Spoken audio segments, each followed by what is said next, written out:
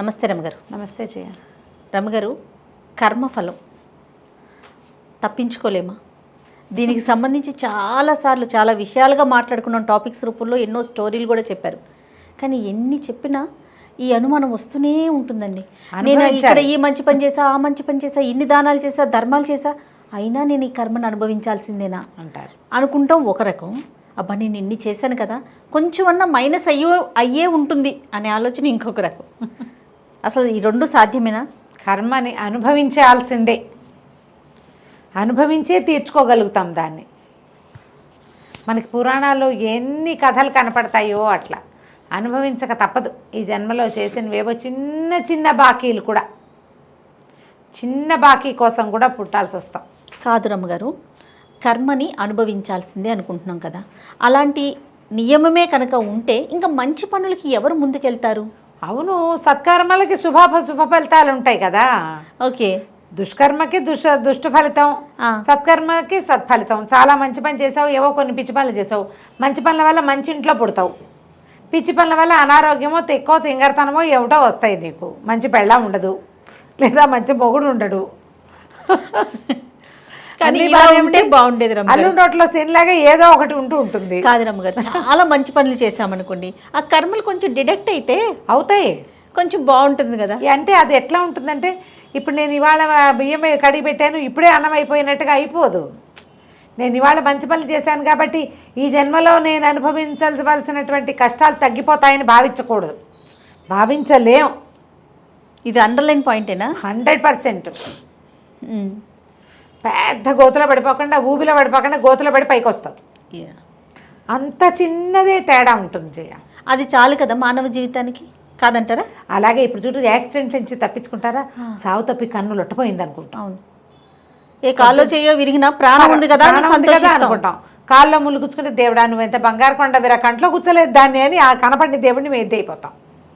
తప్పించుకుంటున్న ప్రతివాడు వాడి కర్మ తప్పించుకోగలిగేంత మాత్రమే ఉంది.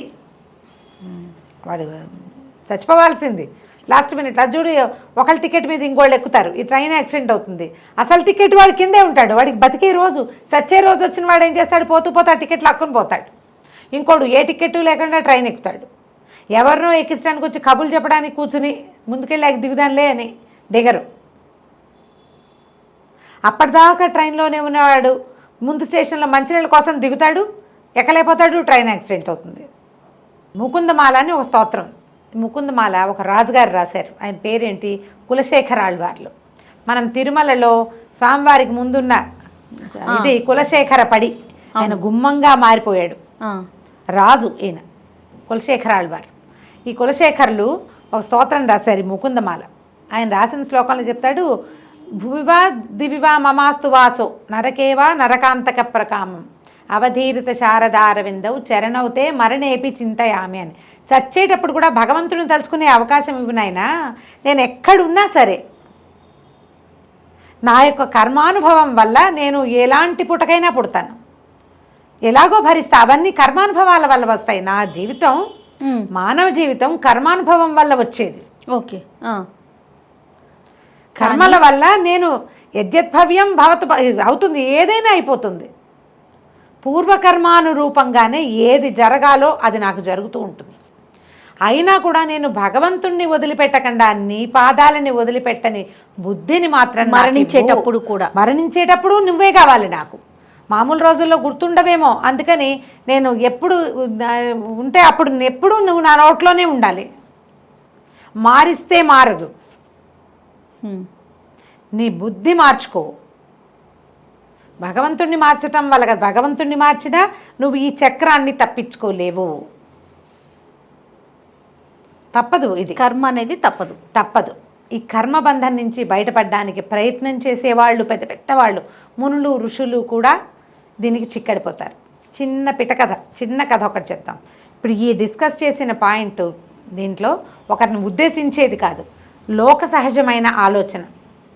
ఏదైనా జరిగే విషయం, ఏదైనా ఒక పూజ చేస్తే, ఏదైనా ఒక వ్రతం చేస్తే, ఒక యజ్ఞం చేస్తే, ఒక హోమం చేస్తే మనం కూడా అనుకుంటాం, అవునవును ఇది ఏమైనా సమస్యల నుంచి బయటపడిపోతామేమోనని.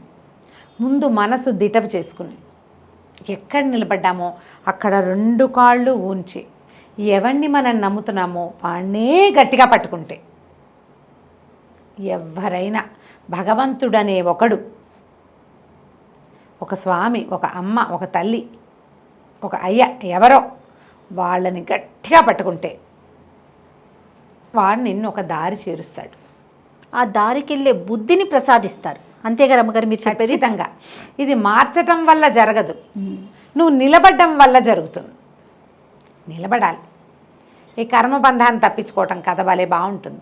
పూర్వం ఒక ఋషి ఒక ఆయన ఉండేవాడు. ఆయన మోక్షం కోసం చాలా తపస్సు చేసేవారట. అయితే ఆయనకు ఒక శిష్యుడు ఉండేవాడు. ఈ ఋషిగారు చాలా వృద్ధుడైపోయాడు. ఆయన బోధని శిష్యుడు చాలా శ్రద్ధగా వినేవాడు.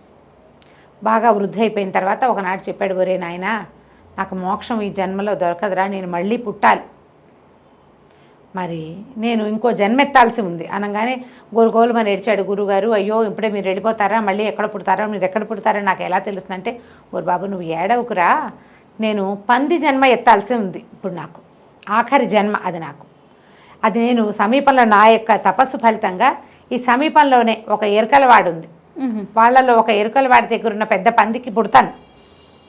అది పంది చూలుతో వస్తుంది. ఆ చూలు వచ్చాక దాంట్లో ఒక పిల్లగా పుడతా.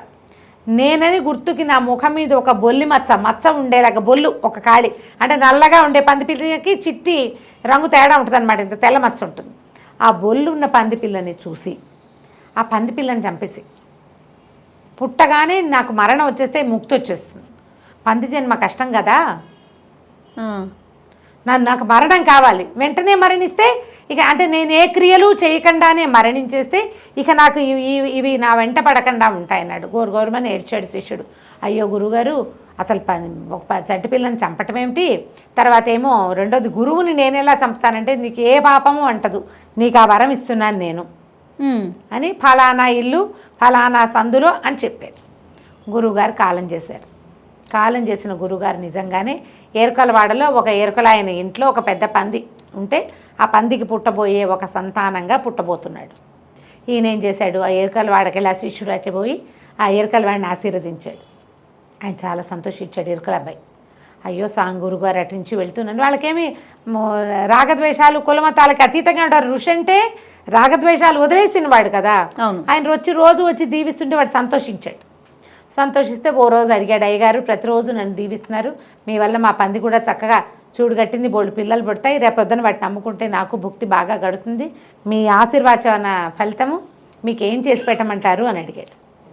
ఈయన అన్నాడు, నేను ప్రత్యుపకారం ఏం కోరతాను రా నాయన, మీ పంది చూడు పంది అన్నావు కదా, అది పిల్లలు పుట్టాక ఆ పిల్లల్లోంచి ఒక్క పిల్లని నాకు ఇవ్వు, అది నాకు ఒక చిన్న క్రియ ఒకటి ఉంది, యజ్ఞక్రియ, అక్కడ బలి ఇవ్వడానికి యూజ్ అవుతుందని చెప్పాడు. కథలో పూర్వపరాలు ఆలోచించకండి, జస్ట్ కథే. అక్కడి నుంచి ఒప్పుకున్నాడు. ఆయన ఒప్పుకున్నాడు. చూడు పంది పిల్లల్ని కన్నది. కన్నాక ఒక తెల్ల చక్కగా చిట్టిగా గుణగుణలాడుతున్న పంది పిల్లల మధ్యలో మొహం మీద బొల్లున్న పంది పిల్ల కనపడింది. గుర్తించాడు ఈయన, ఈ పంది పిల్లే నాకు కావాలంటే సంతోషంగా ఇచ్చేసాడు. 25-30 పిల్లలు పుడతాయి పందికి, ఓ 4 పిల్లల్ని బయటికి తీసేస్తే ఏం అవ్వదు. ఓకే, 25-30 అండి పుడతాయి పిల్లలు చాలా పుడతాయి జయ. 10 నుంచి 12, 14 అలా పుడతాయి, ఎక్కువ పిల్లలు పుడతాయి. ఏటా కంటాయి పందులు. ఓకే, అయితే ఈ పంది పిల్లని తెస్తే ఆ పంది ఈయన కత్తి కూడా తెచ్చుకున్నాడు పాపం. తెచ్చుకున్నాక ఈ పంది పిల్ల జస్ట్ కూనని పుట్టినట్టు ఇచ్చేసాడు బయటికి. ఇచ్చేగానే అది చక్కగా గుణగుణలాడుతూ బుజ్జిగా చంటిది పసితనం ఎంత అందమైంది. పంది అయితే ఏమిటి, కుక్క అయితే ఏమిటి, పసిబిడ్డే భగవంతుడి స్వరూపం. ఈయనకి ఉసూరు అనిపించింది. కత్తి ఎత్తేసరికల్లా ఆ పంది పిల్ల మానస్వరంతో మాట్లాడుతూ, ఒరే నాయన శిష్యుడా, నన్నేం చేయకు, మరి నాకు జీవితం మీద ఆసక్తిగా ఉంది, శరీరం మీద ఆశ వచ్చేసింది, నన్ను తీసుకెళ్ళి మా అమ్మ దగ్గర వదిలేసేయి అంటే నిర్కాంతపోయాడు. అయ్యో గురుగారు అదేంటండి అన్నాడు. ఏం చెయ్యను రా, పందిగా పుట్టాలని ఉంది, పుట్టాక మనకి దేహాభిమానం వదిలిపెట్టదు, పుట్టిన తర్వాత దేహాభిమానం వదలదు మన్ని. నాకు దేహాభిమానం వచ్చేసింది, ఎలా బతుకుతానో అలా బతికి దీని తర్వాతే ముక్తిని పొందుతాను. ఈయనేమనుకున్నాడు, ఈ పందిలాగా ఇంత జీవితము గడపకుండా శిష్యుడిని రెడీ చేసుకుని పుట్టగానే చటుక్కున ఎవరో ఒకరి చేతిలో మరణించేస్తే ముక్తి వస్తుంది అనుకున్నాడు. నువ్వు పందిగా పుట్టాలి అంటే బతకాలి అని కూడా ఉంటుంది. పుట్టడం ఒకటే ఆయనకు తెలిసింది ఆ రోజున. పుట్టిన తర్వాత దేహం మీద అభిమానం వచ్చేసింది. కర్మ దుర్విపాకం ఎంత పెద్దది. ఈయన పంది పుటక పుట్టాలని ఉంది, అంతే. పుటక పుట్టడమే కాదు, అనుభవించాలి. అనుభవించదు. పుటక పుడితే సరిపోదు, పుట్టాక ఆ జీవితాన్ని అనుభవించాల్సిందే. ఏం చేయలేక పిల్లని వదిలేశాడు. కిందకి ఈయన చేతిలో నుంచి కిందకి వెళ్ళిపోగానే వెంటనే ఆ పంది పిల్ల అసలు ఇంకా మానవ స్వరం లేదు, తను గురుగునన్న మాట మర్చిపోయి గుణగునలాడుతూ పరిగెత్తుకుంటూ వెళ్ళిపోయి తల్లి దగ్గర పాలు తాగటం మొదలెట్టు. ఇక దానికి నేను గురువుని, కింద జన్మలో నేను ఋషిని, వీడి నా శిష్యుడు, ఆ గోల ఏం లేదు, ఇంకేం లేదు. ఆ జీవితం అలా పోవాల్సిందే. మనం ఏం చేస్తామంటే మనకి తెలుస్తూ ఉంటుంది ఎప్పటికప్పుడు, అందరికీ తెలుస్తుంది. మనకు చూడు ఏమనాలి దాన్ని, శ్మశాన వైరాగ్యం, ప్రసూతి వైరాగ్యం 2 వస్తాయి ప్రతి వాళ్ళకి. ప్రసూతి వైరాగ్యం అప్పుడు ఆడవాళ్ళకి చిచ్చి జన్మలో పిల్లల్ని కనకూడదు అనిపిస్తుంది, మగవాళ్ళకి జన్మే వద్దనిపిస్తుంది, జన్మే వద్దని మర్చిపోతాం. పిల్లాడి పుట్టి అప్పుడు చంటి బిడ్డను చూసరికి గుర్తే ఉండదు, నిన్న రాత్రి పడిన నొప్పి ఉంటే జ్ఞాపకం రాదు, మళ్ళీ ఓ సంవత్సరం తిరిగేసరికి ఇంకో పిల్లని కంటూ ఉంటారు. కుక్కలు పందులు అన్నిటికీ కూడా ప్రసూతి వైరాగ్యాలు వస్తాయి, చాలా భయపడి బాధపడతాయి అవి కూడా, కానీ తర్వాత మర్చిపోతాయి మనకంటే తొందరగా. శ్మశాన వైరాగ్యం మనకి ఎవరైనా పోయేసరికల్లా జీవితం ఇంతే కదా, బుద్భుతప్రాయం అనిపించేస్తుంది కదా. అవునండి, అసలు ఎంత ఇదైపోతుందంటే ఇందాక ఇప్పుడు నాతో మాట్లాడాడు 5 నిమిషాల క్రితం అనుకుంటాం క్షణంలో ప్రాణం పోయింది, ఇంతే కదా జీవితం, దీనికోసం ఎందుకు ఇంత తాపత్రయపడుతున్నాం అనుకుంటాం. ఈ వెర్రేమిటి మనకి. అప్పుడు ఆ తీరా ఆయన ఎవరో పోయినాక వాళ్ళ అబ్బాయి రాలేదు, వాళ్ళ అమ్మాయి రాలేదు, వాళ్ళ తోడలు కొడుకుతో చేయించుకోవాల్సి వచ్చిందని, కానీ చిచి కోతి వెధవులు మన పిల్లలు ఎలా చేస్తారో, అసలు పిల్లల మీద దాచిపెట్టుకోకూడదు అని మొదటి పూట కొడుకుని చూడగానే గుర్రు అని లోపల కోపం వచ్చేస్తుంటుంది, చాలామందికి వస్తుంది. కొంతమంది గుర్తుపెట్టుకుంటారు, చాలామంది మర్చిపోతారు, వదిలేస్తాం ఇంకా దాన్ని. అయిందే ఓకే, అదే దిగులు వచ్చేస్తుంది. ఇంటికి వెళ్ళి స్నానం చేసి అన్నం తిని పడుకుని తెల్లారంగానే నిన్నటిది ఒక సంఘటనగా ఉంటుంది, నిన్నటి వైరాగ్యం సంఘటనాగత వైరాగ్యంగా పోతుంది. మనం మళ్ళీ మన ఇల్లు, మన మానవ సహజం అంటారు కదా రమ్మగారు, దేహాభిమానంలో పడిపోతాం.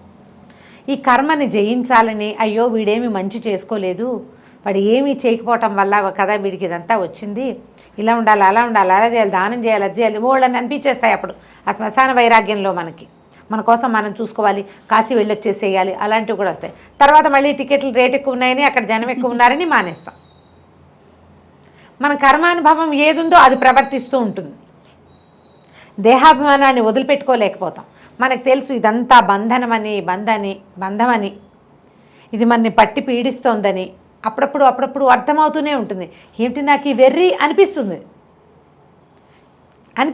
అయినా కూడా, కానీ ఉత్తర క్షణంలో మళ్ళీ ఈ దేహం మీద అభిమానం, ఈ జీవితం మీద అభిమానంతో ఈ కర్మబంధాన్ని తెంచుకోలేకపోతారు. కర్మలు చేస్తూ కూడా ఇళ్లల్లో ఉండి కూడా సన్యాసిగా బతికే వాళ్ళు చాలా తక్కువ మంది ఉంటారు. అది మనకి అంటకుండా ఉంచుకోలేకపోతాం, అన్నీ మనసుకు తీసుకుంటాం, ప్రతిదీ మన వల్లే, మనతోటే, మందే అనుకుంటాం.